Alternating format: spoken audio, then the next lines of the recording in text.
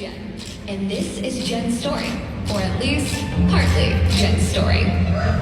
Jen is 28, lives in Atlanta, loves a good story, has a fulfilling job, and an excellent buddy. Jen is convinced there has to be a fun and flexible way to enrich my life. What convinced her was hearing Kathy's story. Kathy actually lives in Charlotte, has 2 kids, 1 very active puppy, and a husband who loves to travel but doesn't like heights. Kathy set up a meeting in the neighboring state because after starting her business, working her business, and growing her business, she was ready to expand her business. Which is kind of like growing it, but more, expansive. Which probably leads you to the question, what business?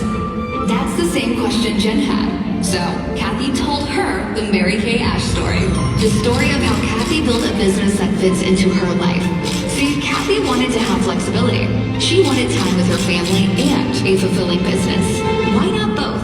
Now she gets to sell high-quality products, earning up to 50% on items sold at suggested retail.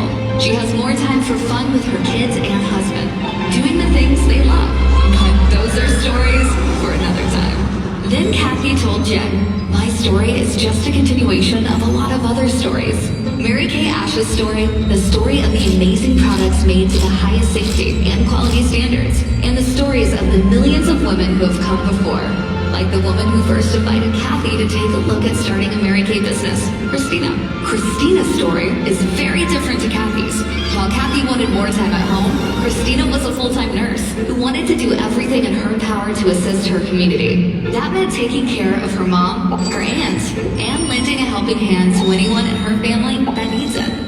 Christina's story is all about helping her family and her community. And then Christina told her story to Kathy, and Kathy sees the opportunity to build a fun, flexible business that fits her life. She started having meetings, telling the Mary Kay Ash story, telling Christina's story, telling her own story, in her own city, then the city next to her city, then the state next to her state, and eventually she told her story to Jen, who, as we've stated, loves a good story. But she had questions too. What if I don't have the skills I need? That's another thing I love about my Mary Kay business. You may be in business for yourself, but you are never by yourself. And it allows you to be who you want to be. So that's the story. That's the story. That's a good story. Jen loves a good story. I think I said that already.